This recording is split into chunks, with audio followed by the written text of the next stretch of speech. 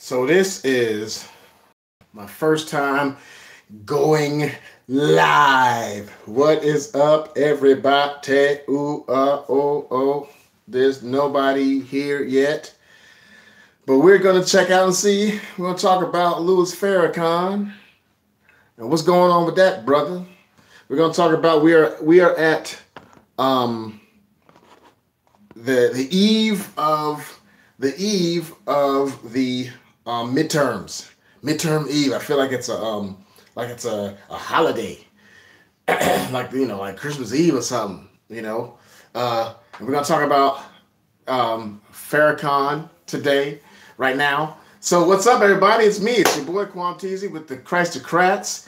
What's going on? My first live broadcast here. What's up, Lee? What's going on? Pure Imagination You. What's going on? We're gonna talk about something. I'm waiting for some of y'all to get in here. Yeah, as y'all can see, I am in the bathroom because I have nowhere else to broadcast from yet, but I will be broadcasting from somewhere else. What's going on? If you want to gather up, kiddies, gather up around the fire, we're going to talk a little bit for a little bit of live action here, see what's going on. If you don't know what we're all about, the Christocrats, we are about choosing to live out our faith in the Lord Jesus Christ through politics and through all the things that we deal with in society, and choosing that over any political ideology. Generally, most times, it's going to bring you onto the conservative right side of things. Actually, I'd say almost every time. You're seeing that now. You're seeing more and more people begin to realize that even if you're not a quote unquote believer, a lot of people are beginning to see that the impetus behind us being right is the fact that we get our rights from God, and God gives us the rights and not government. So we're gonna talk, man. We're gonna talk. We're gonna get a little chat going here. It's crazy.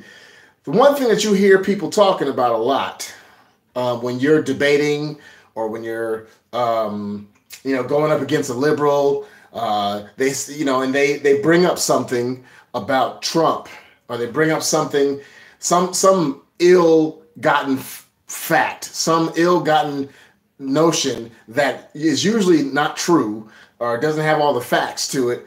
They'll bring it up and they'll try to throw it at you like a dart as if they've won the battle, and then you bring up and show them on their side how they're excusing somebody else on their side, or like they'll bring up one person that does something wrong, or they think does something wrong, and you'll be able to bring up the 50 other ones on the liberal side that have done the exact same thing or worse, and how they excuse it.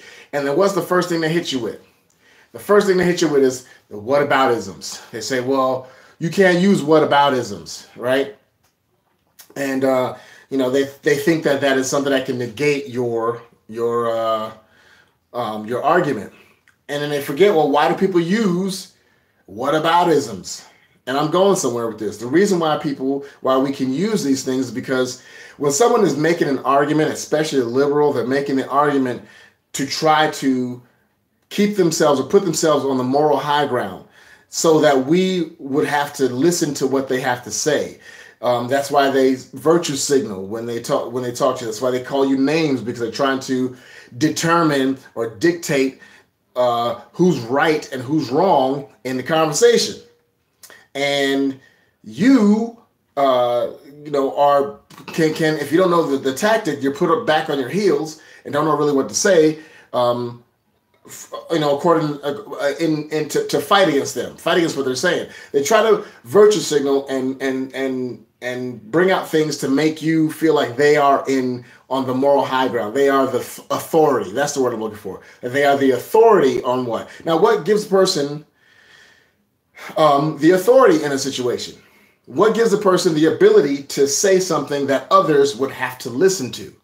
Well, I submit that if someone is like a professor or your parents or a mentor, the reason why you would listen to what they have to say is because they know what they're talking about, or they've shown some experience in the area that they're talking about, or the biggest one is that they are consistent in their arguments, like especially when it comes to moral judgments. When they will judge you morally, which is what the liberals do based on what their morals are, and they are taking the quote unquote moral high ground in their minds.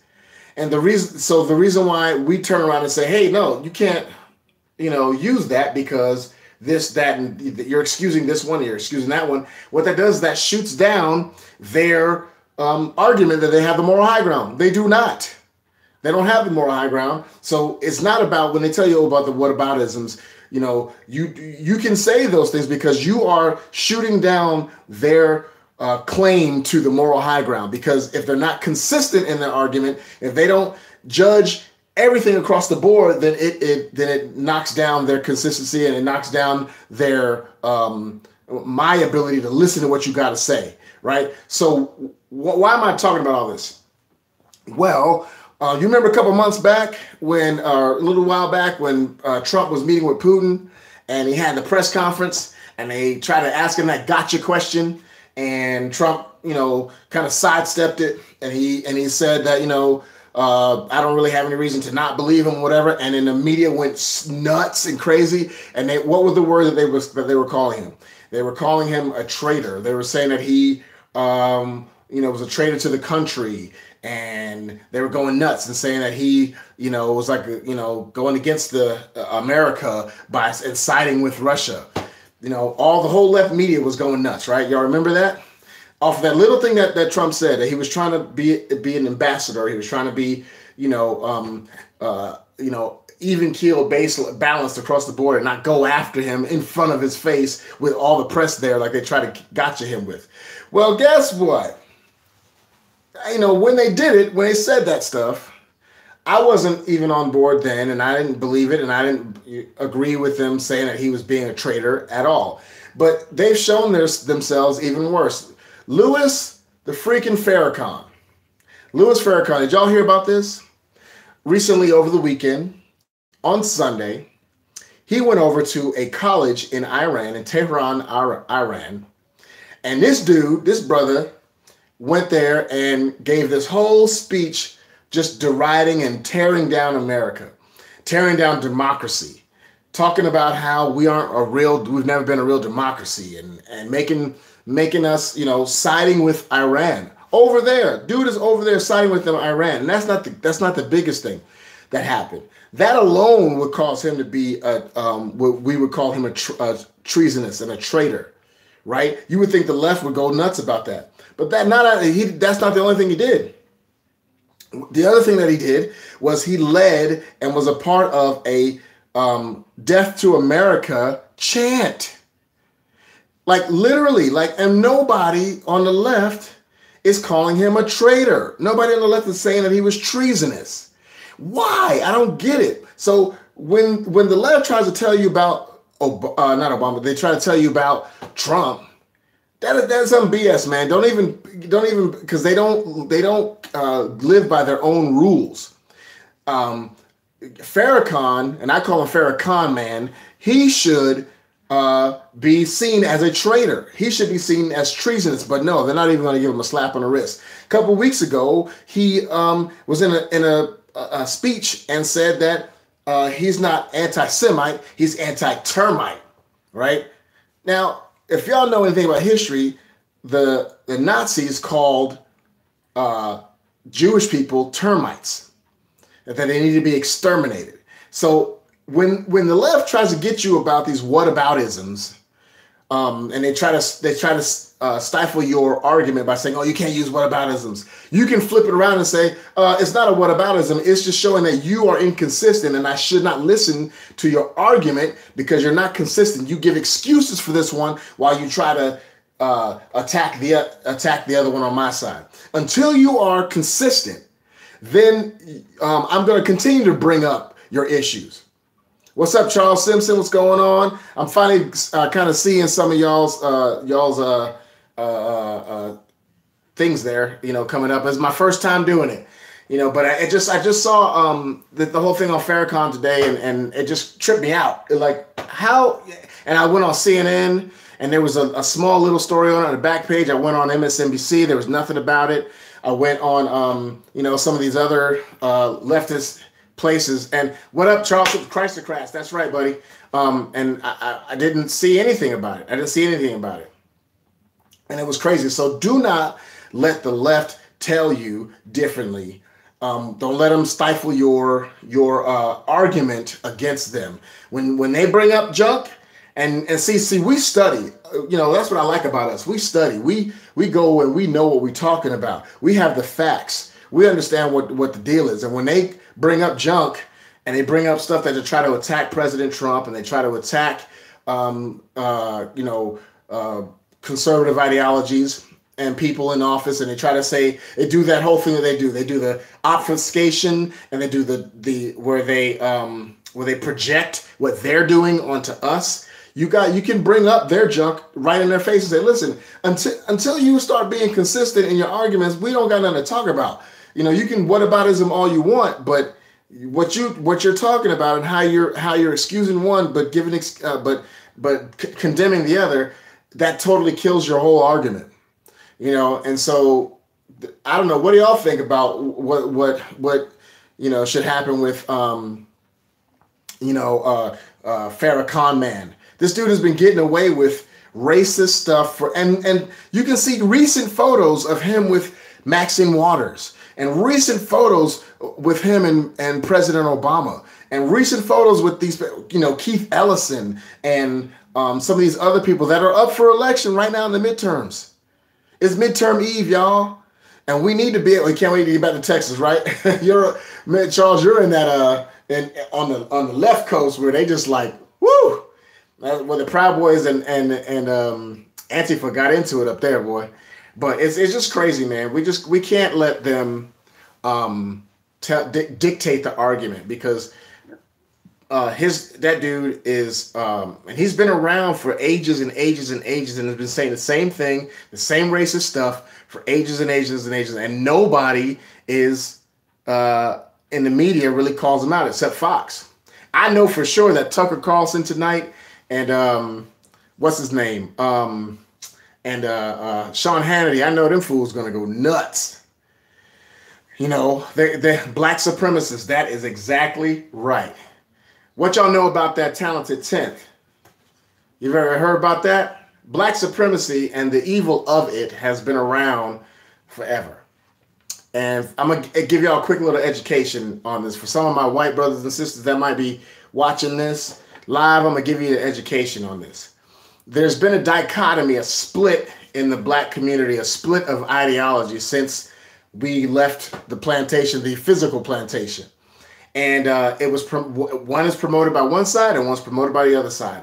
And you have the two main proponents of these two ideologies in the black community were W.E. Du Bois and Booker T. Washington.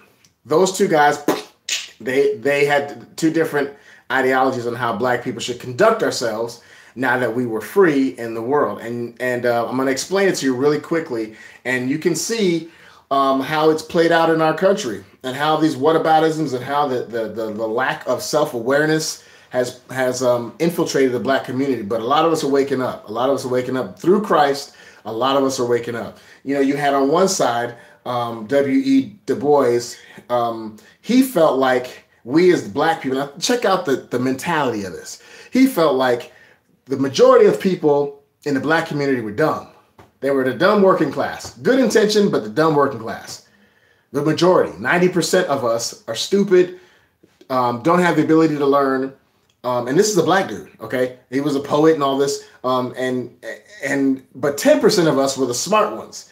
10% of us, the elites, are the ones that can make headway for the whole race and should speak for the whole race. And should do good and go to the white man or go to the powers that be to gain what we needed and bring it back to the black community. And that 10% would distribute the goods and all the great things that they've earned throughout the black community. They were called the talented 10th. That's what he called them, the talented 10th. They're still around today. They still think that they are the top 10%. And I'm going to name you a couple of them. And you're going to be like, oh, yeah, you know what? You're right. And then over on the other side, you had Booker T, not the wrestler, but Booker T, who felt like, no, we got to do it ourselves. We got to do for self. He's the one that started the Tuskegee Institute. And we got to work hard, and we will prove our worth by working hard, by relying on ourselves. We have enough talent distributed throughout all of us in order for us. We have to, he promoted what do you call it? What do you call it? I forget the word. He promoted promoting yourself and being reliant upon yourself in order to really move ahead, to not rely on government, not wait for some big thing to come take care of you, not rely on a 10% of people to go represent you, but you represent yourself, right? So there were two diametrically opposed opinions. And it still goes on today. Those of us who feel like we can be self-reliant, earthly wise, and then we rely on God for our ultimate promotion, end up on the right. We end up on the conservative side of things because we're not waiting for government to come rescue us. We want to do for our own self. We're not waiting for some other people to represent us, and especially when they don't represent our emotions and what we feel, right? So you got the talented 10th.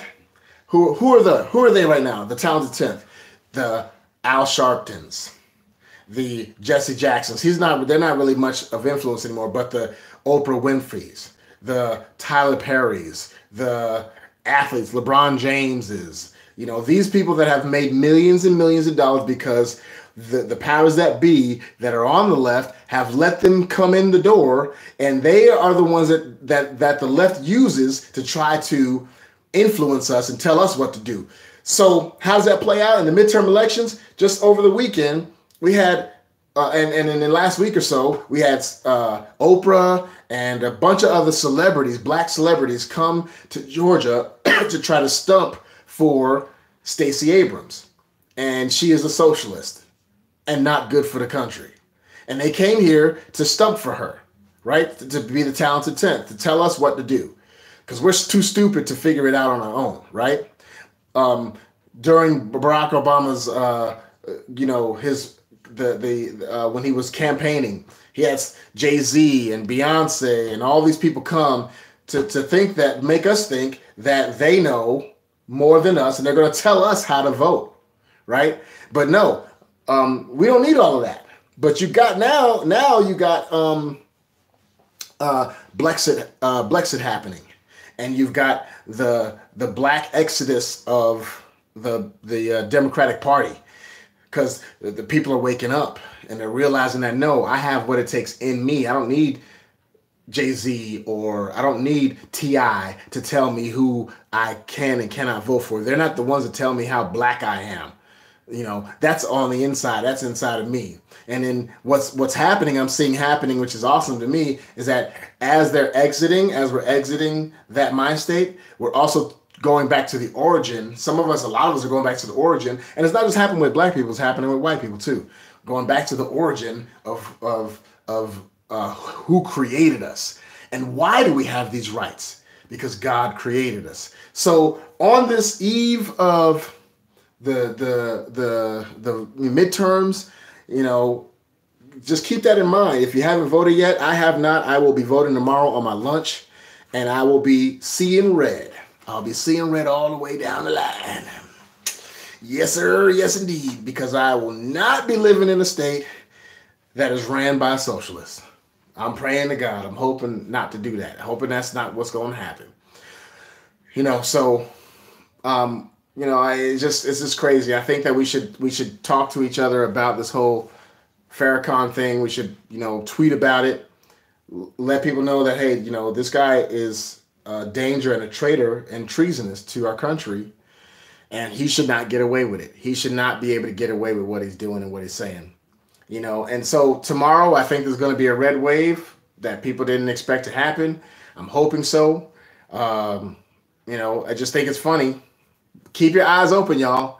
Keep your eyes open if we end up keeping the House, a lot of people thinking that we might be able to keep the House and win and the Senate. They're starting to talk like that. That they think we might be able to pick up a couple seats and keep the House, and pick up and definitely keep the Senate and keep that. If that happens, holy cow! Well, Lee, I don't know if a lot of black people believe in socialism so much as to that they're emotionally attached to a party that they were fooled into thinking does something for them. Because most black people don't live as socialists. Most people don't live as socialists. You know, most black people, if you ask them at the end of the week when they get their check, or the first of the month when they get their check, they want to keep as much of that check as possible. That's not socialism. You know, when they start a business, they want to be. They don't want nobody to tell them what to do and how to do the business and run it through what the government says is okay. That's not socialism. You know, black people generally don't believe that it takes a village to raise a child. You ain't gonna tell a black mama how to raise her kid. When that kid is acting up and that mama and you want to come and try and tell, no, a black mama ain't gonna. So most black people don't live how we live our lives out. We don't live as socialists. But the reason why it seems as such, why we're so loyal to the people that are saying this stuff, because we are as a group of people, emotionally attached. Emotionally attached to a party. It is an oxymoron. It's what it is it's a cognitive dissonance. That's what it is. You know, and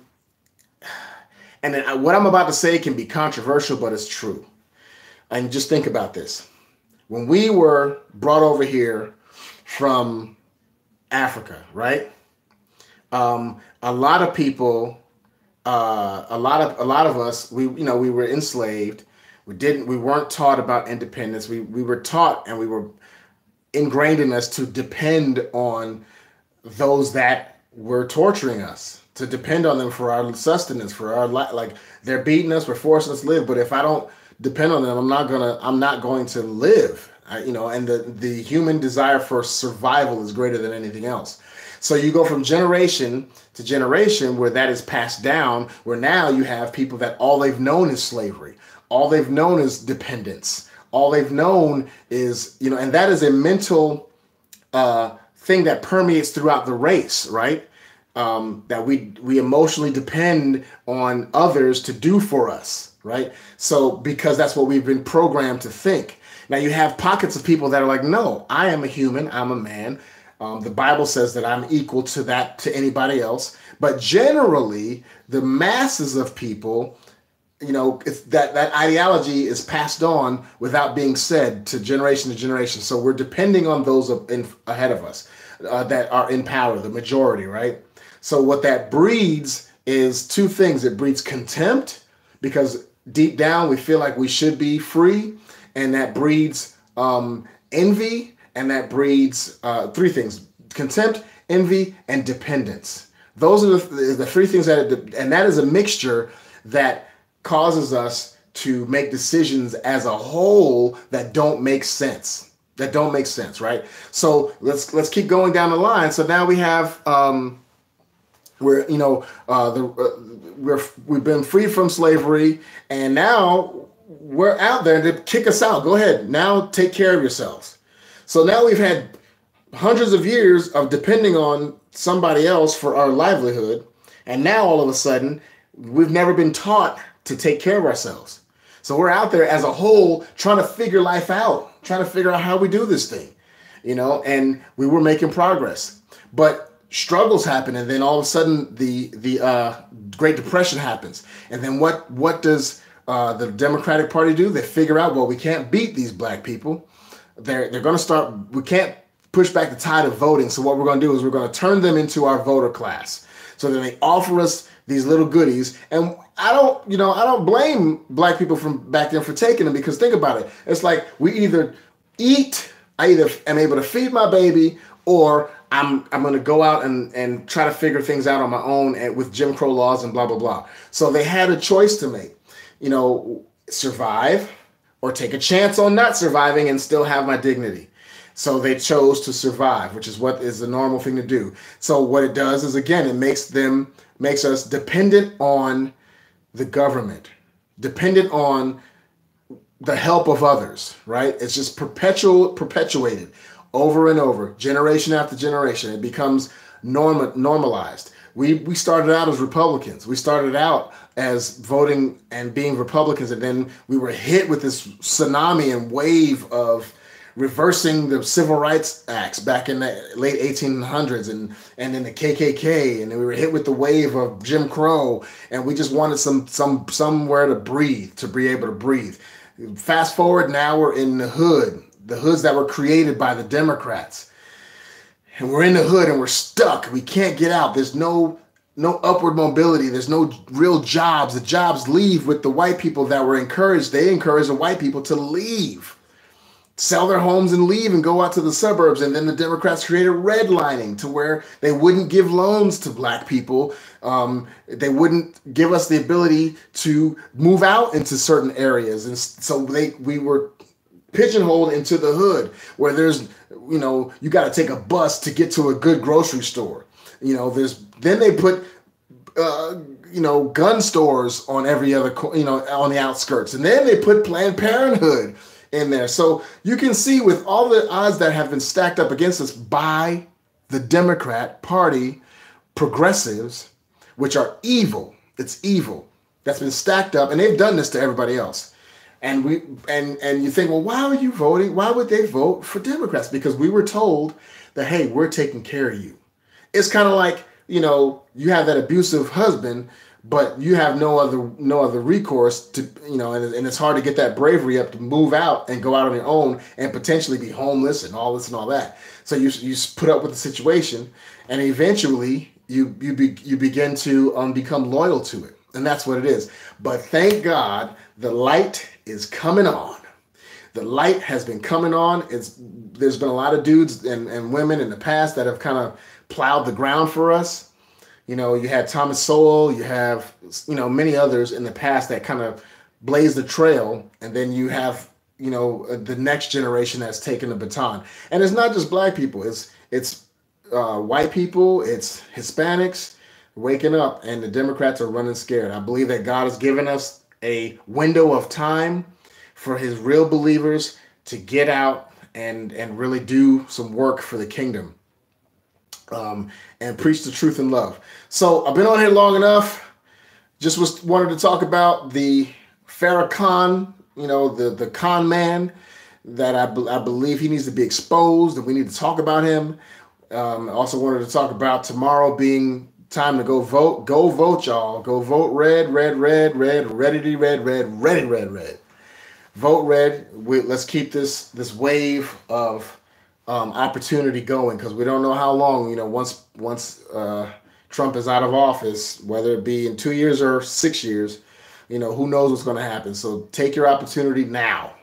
Thank you guys for watching. Appreciate y'all. I'm only want to do this just to kind of, get it in there a little bit. If y'all, I don't know if the super chat is actually activated. If anybody would love to, donate on the super chat, that would be awesome. I appreciate it 100,000%. We are going to be setting up the ability for people to support so that we can expand and I can get up out this bathroom, get a better camera. We want to do interviews. There's a lot of cool things we got planned, but it takes money. And if, we're going to generate it on our own, but if you guys want to donate and super chat, that would be freaking awesome. So anyway, remember that it is your responsibility to do what is right, no matter what, because you are on the right side of things. You're on the right side of things. Remember, love God, hate sin. We're not on the left. We're not on our right, but we're up. Y'all have, oh wait, before I go, I want to say what's up to Christ Above Culture. Galatians 3:28, awesome. I'm glad that you stopped by. I appreciate you. That's what we're all about, is putting Christ above everything else. Letting our loyalty to the kingdom of God usurp our loyalty to any man's government, because we're not of this world. We are not of this world. and we are God's emissaries. We're his emissaries, so we got to bring truth and love. Anyway, been on here long enough, about 30 minutes. I'm going to do some more live stuff coming up in the future. Appreciate y'all. Share this, like this, whatever you want to do. We're good to go. So remember, like I said, we're not left, we're not right, but we're up. Y'all have a good night.